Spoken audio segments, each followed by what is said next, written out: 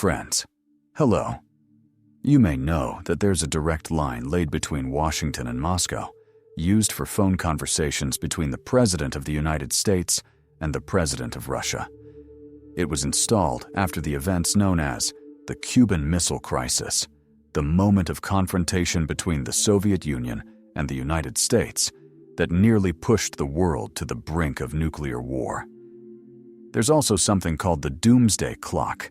It appeared in 1947. The Doomsday Clock, this term was coined by atomic scientists who publish the Bulletin of the Atomic Scientists. There's a website. You can visit it and take a look. The clock was created in 1947 as a warning to humanity. Guys, you'll play around and bring on Doomsday, the end of the world. In 1947, the clock was set to 7 minutes to midnight. The idea is, when the hands reach midnight, nuclear war begins and the end of the world. Looking at the historical record, the farthest setting from midnight 17 minutes was in 1991, when the Soviet Union collapsed and the nuclear threat seemed to shrink dramatically. The scientists who track the Doomsday Clock set it accordingly. 17 minutes to midnight. When the North Korean leader launched nuclear-capable missiles, the clock was at 2 minutes to midnight. That was 2020. If you visit the site now, it reads 1 minute and 40 seconds to midnight. You understand the state of things. And today we'll talk about the conflict that came to be known as the Cuban Missile Crisis. The Cuban Missile Crisis was an event of the autumn of 1962. But first, let's go in order and discuss the background. The beginning of the Cold War between the USSR and the USA. What happened? In 1945, the Allies defeated Nazi Germany.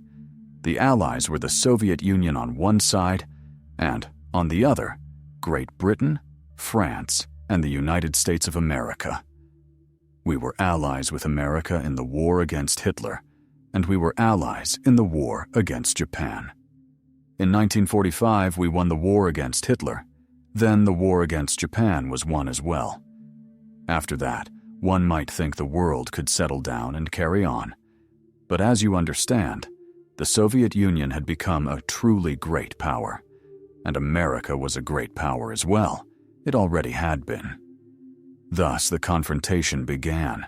It would later grow into the creation of the North Atlantic Alliance, the notorious NATO bloc on one side, and the Warsaw Pact organization on the other, virtually all of Eastern Europe.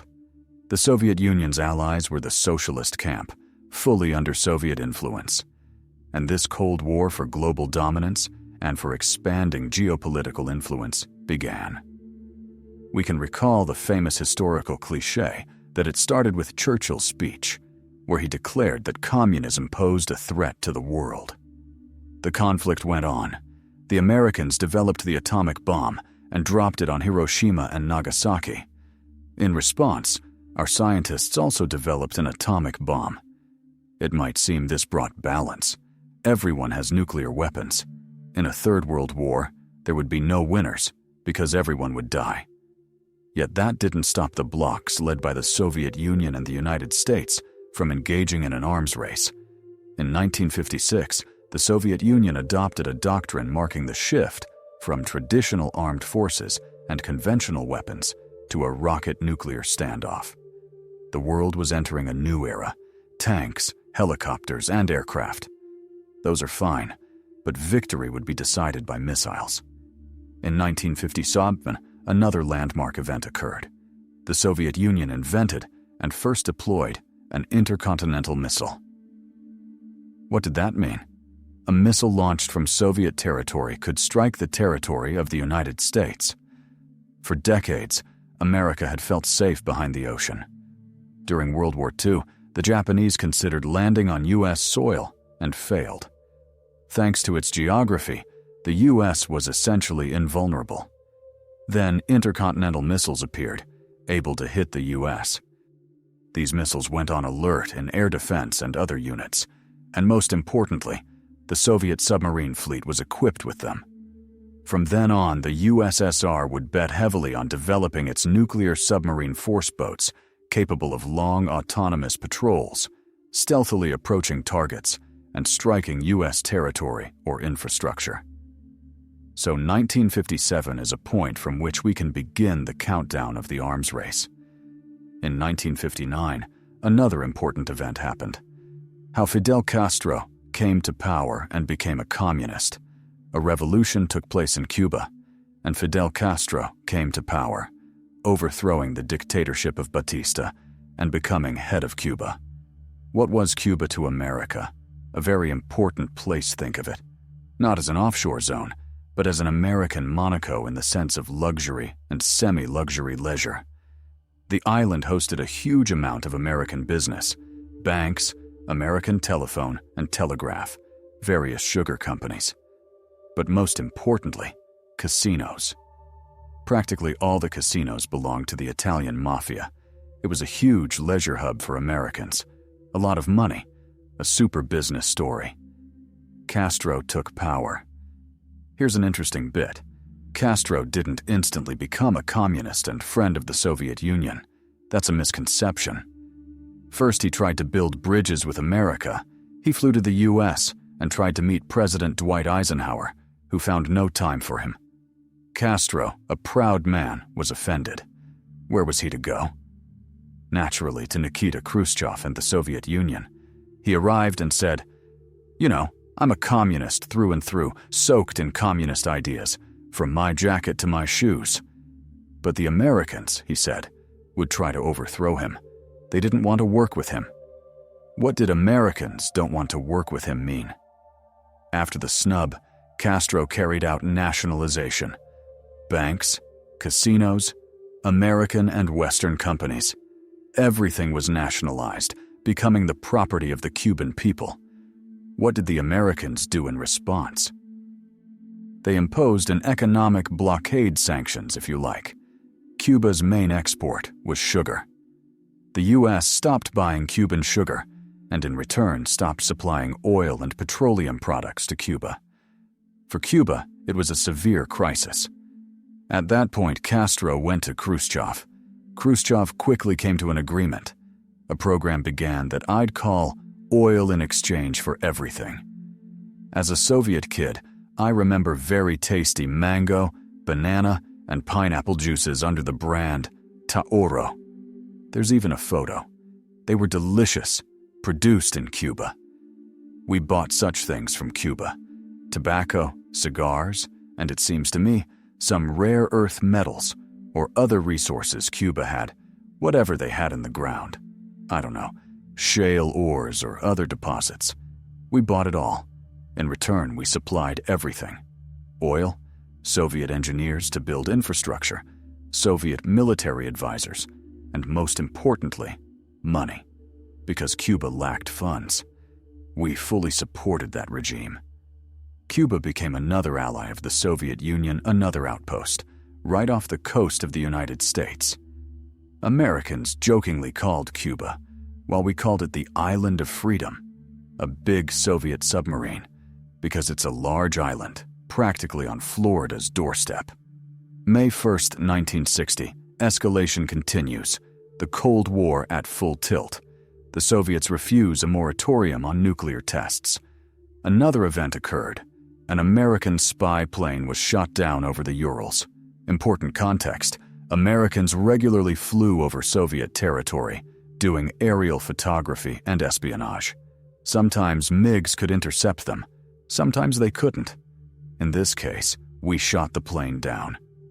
In 1961, the Soviet Union unilaterally ended its moratorium on atmospheric nuclear tests and conducted a series of tests. Shocking the Americans, we showed that we too possessed powerful nuclear weapons. In the spring of 1961, the Americans attempted to overthrow Castro. They landed a force in Cuba, but Castro handled it. The landing force was largely killed, repelled, some evacuated, some captured. The overthrow attempt failed. What triggered the Cuban Missile Crisis? The crisis did not begin with Cuba, as one might think, despite my long preface about it. Nor did it begin with the Soviet Union. It began in the city of Izmir in Turkey. In 1961, the Americans deployed ballistic missiles in Turkey. That meant Moscow and the western part of the Soviet Union were now under the gun. Flight time, under 10 minutes. From Turkish territory, nuclear missiles could be launched at use very quickly, which understandably provoked a reaction from the USSR Khrushchev's anger and deep concern. At that moment, the balance of power looked like this. The Soviet nuclear arsenal had about 300 warheads. The Americans had around 6,000. In addition, they possessed 183 missiles, 144 submarine-launched missiles, and 300 aircraft. In short, the United States had an overwhelming advantage over the Soviet Union, and now missiles in Turkey made the situation even more difficult. How to counter that? Possible, yes, but much harder.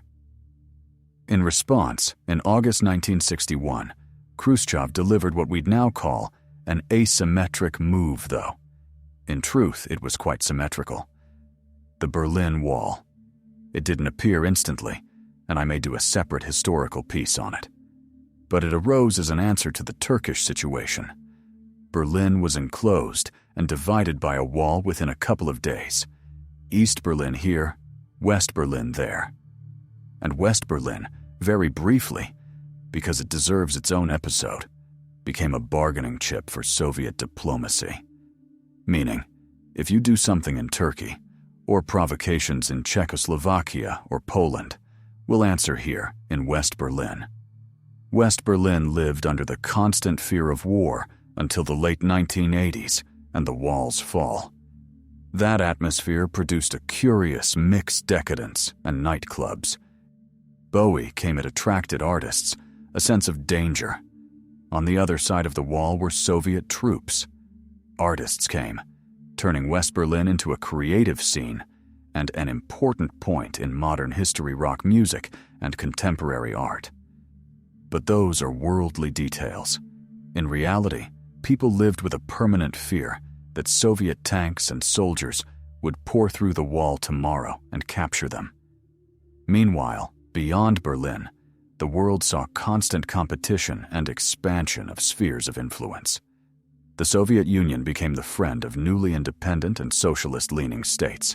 In Africa and Latin America, we were loved because we supplied weapons and money, practically free-supporting regimes that immediately proclaimed themselves communists to the core, from Angola to Nicaragua.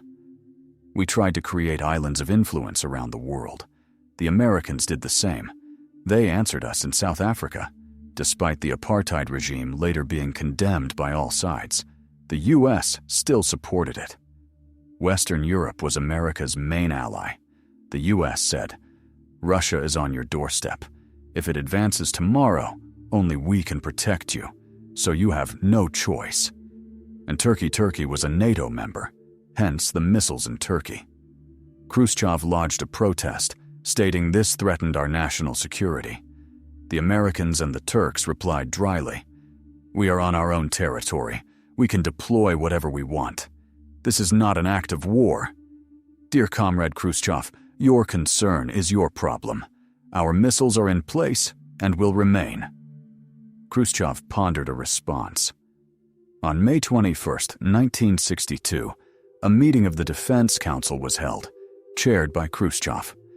There's a historical note that before this meeting, he was in socialist Bulgaria, and Bulgarian comrades on the Black Sea coast told him, "There lies Izmir, a Turkish city. From there the missiles will fly."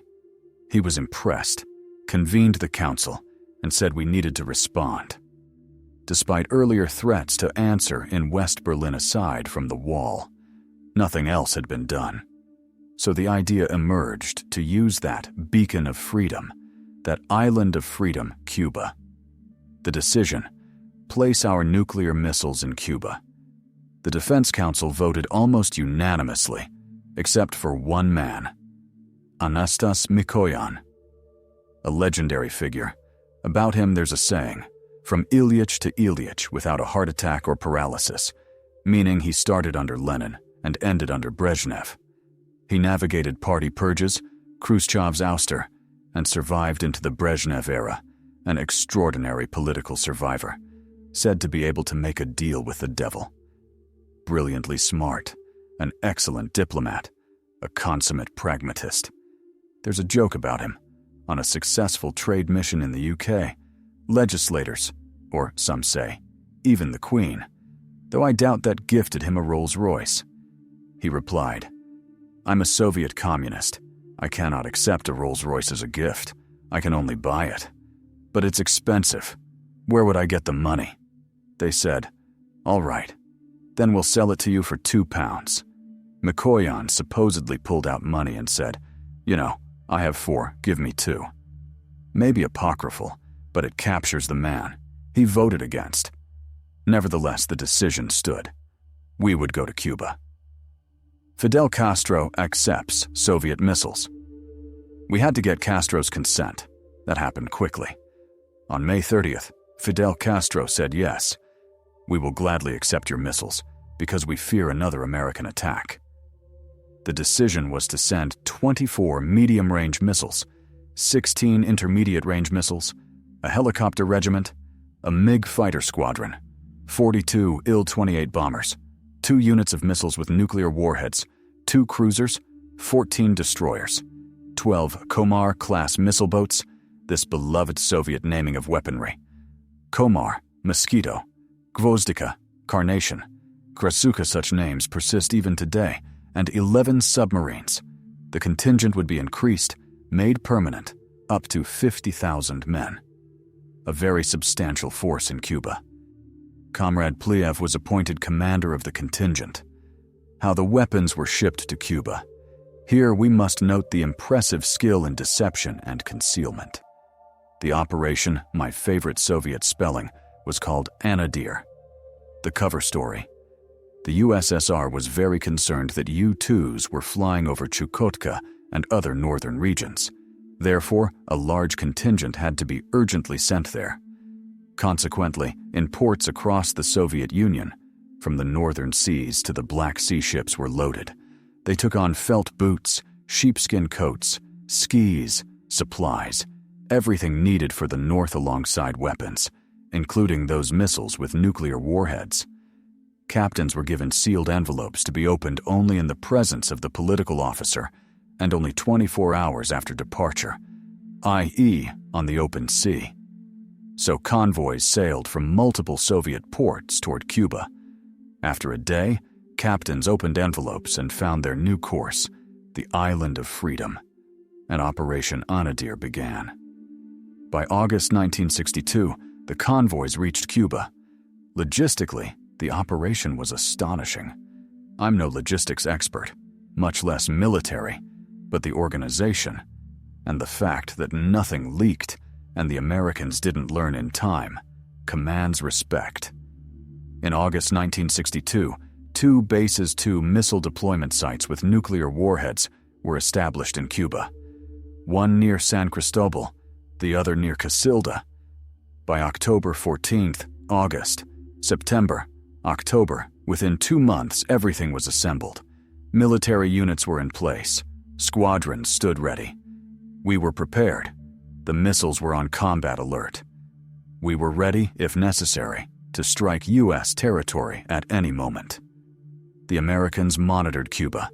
In September 1962, a U-2 overflew the island and took photographs. The photos revealed football, soccer fields. These images went to the CIA. The CIA understood. The Russians were in Cuba, because in Cuba people play baseball, not football. Only Russians play football. The Russians had arrived. Kennedy's reaction. The CIA reported to U.S. President John F. Kennedy. Kennedy chose an asymmetric response. He prohibited reconnaissance flights over Cuba, fearing they would be shot down. That pause didn't last. On October 14th, flights resumed. In mid-October 1962, a plane piloted by Major Richard Heiser took off from California, overflew Cuba, and landed in Florida. The photos reached the CIA, and analysts unambiguously identified Soviet nuclear missiles in Cuba. How did the Americans recognize them? That was my question too. How did they know what Soviet missiles looked like? Did they photograph them every day? The answer: at that time, the Americans had a major mole inside the KGB Oleg Penkovsky, who provided extraordinary intelligence, weapon types, deployment locations, photographs. Thanks to Penkovsky's espionage, the Americans easily identified the missiles as nuclear. Penkovsky would later be arrested and executed for treason. On October 16th at 8:45 a.m., the CIA report landed on Kennedy's desk. Kennedy convened the Executive Committee of the National Security Council. The situation was catastrophic. The Russians were practically on the doorstep. The committee drafted 3 options: precision airstrikes on the Soviet bases to destroy the nuclear weapons, an immediate invasion of Cuba, and a naval blockade, so no ships or cargo could reach the island. Here we should credit Kennedy. The military always prefer war. That's their job, and they pressed him hard. General Taylor and Curtis LeMay, the head of the Air Force, openly pushed for invasion. Kennedy avoided invasion. Troops were moved to Florida, but no final decision had yet been made. 2 days later, on October 18th, Kennedy met with Soviet Ambassador Anatoly Dobrynin and Foreign Minister Andrei Gromyko. According to Dobrynin and Gromyko, missiles in Cuba weren't discussed. Kennedy asked about the Cold War and West Berlin. No missiles. Meanwhile, Robert Kennedy met with our man Bolshakov, an officer of the GRU. There, the missiles were discussed, but obliquely. Kennedy said, "We know. We have all the information that you've deployed missiles." Bolshakov replied, "I don't know anything." In my view, no diplomat, and maybe only a handful of intelligence officers, knew what was truly happening in Cuba. Operation Anadyr was ultra-secret. No leaks. Kennedy had to decide. He chose the naval blockade American warships to patrol Cuba's perimeter and allow no vessels through. There's an interesting legal angle. Placing missiles in Turkey was not an act of aggression, and placing missiles in Cuba also wasn't, strictly speaking. But a naval blockade, under UN conventions, is considered an act of aggression. By procedure, Kennedy should have gone to the UN Security Council. The UN then as now worked slowly. The decision would be delayed. So Kennedy convened the Organization of American States, parties to the Rio Pact of Mutual Assistance. That organization approved the naval blockade of Cuba, ostensibly to protect member states' security. Analogously, if the USSR were about to invade, say, Austria, and appealed not to the UN Security Council, but to the Warsaw Pact countries, they'd approve it too. From October 20th, US forces were placed on heightened alert. At this point, the world knew nothing. There was no Facebook, Instagram, Twitter, Telegram, no social media, no leaks.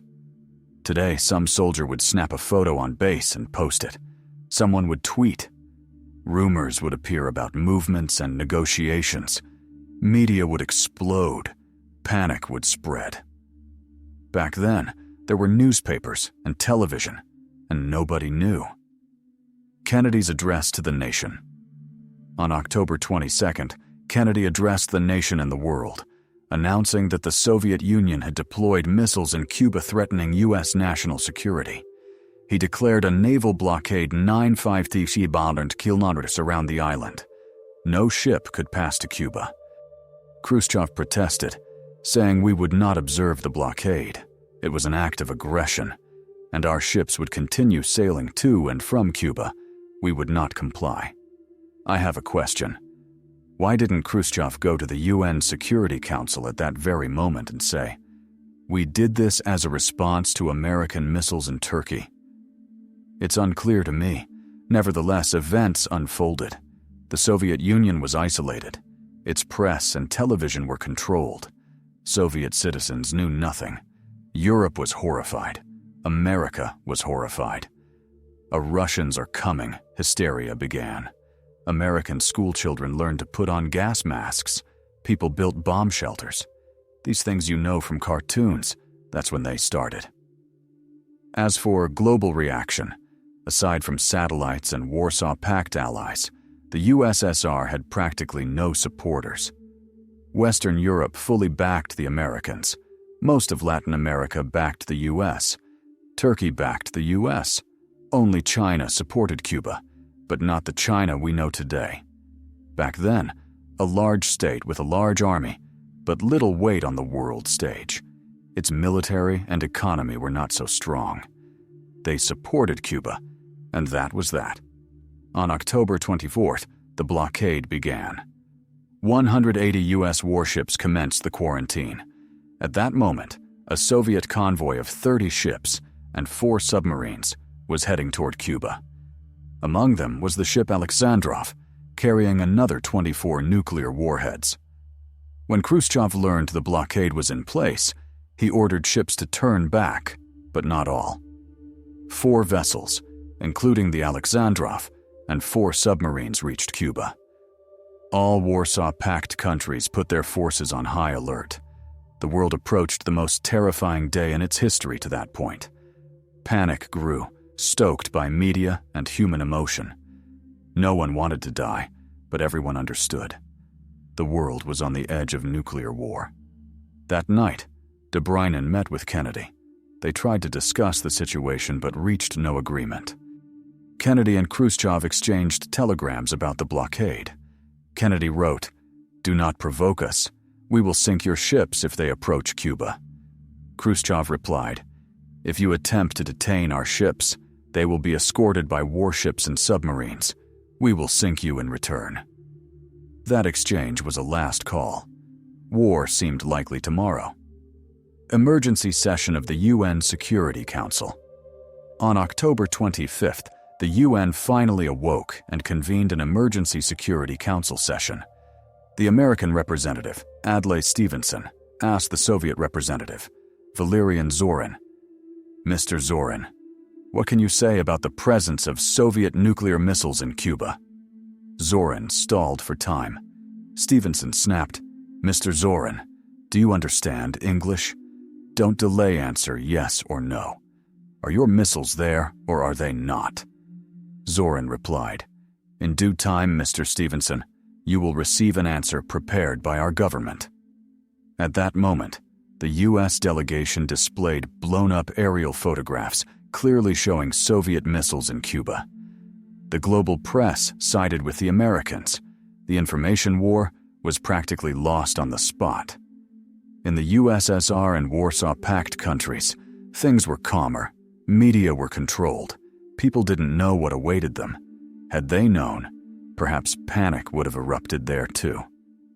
The Americans raised their forces to DEFCON 2.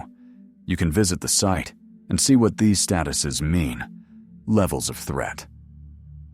DEFCON 2 was, up to that moment, the highest level of tension in U.S. history. Today, if you check the DEFCON site, you'll see the level is 3. Khrushchev tried to negotiate. On October 26th, another Defense Council meeting took place. After it, Khrushchev reportedly said, "Comrades, let's go to the Bolshoi Theater so people see that the government is with them, that nothing threatens the Soviet people, and we are calm." By then, articles were appearing that the Americans were committing aggression against the island of Freedom, Cuba. Demonstrations began near the U.S.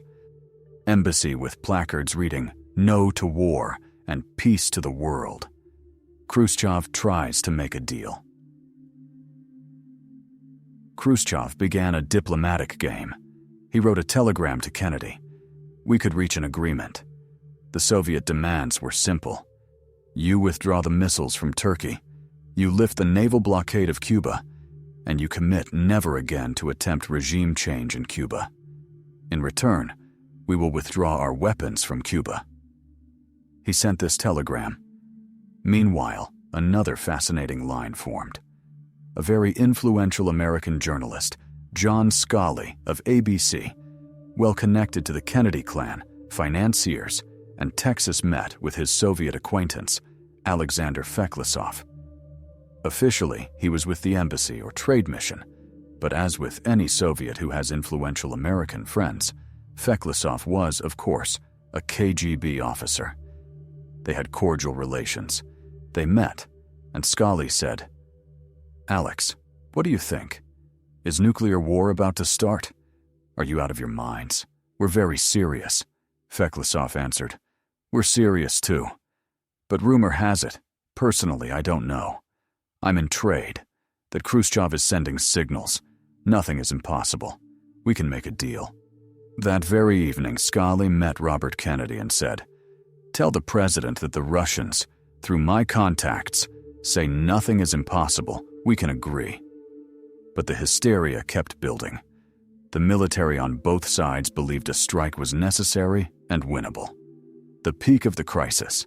Then came October 27th, the most frightening day. At 10 a.m., without waiting for orders from the group commander, Soviet air defenders over Cuba shot down a U-2 reconnaissance plane. Its pilot, Rudolf Anderson, was killed.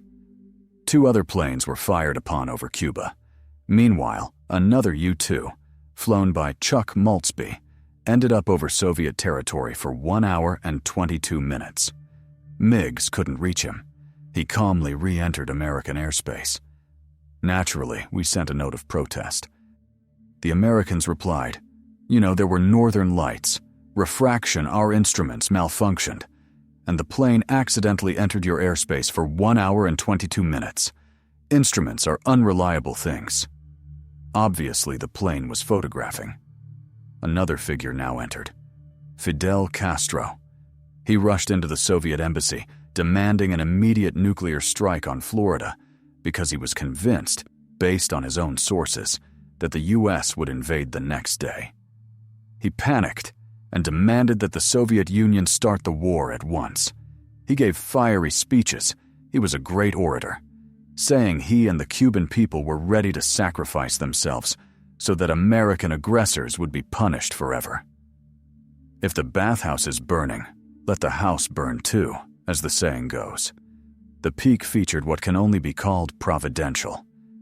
2 Soviet submarines, B-130 and B-59, were detected by the U.S. fleet off Cuba.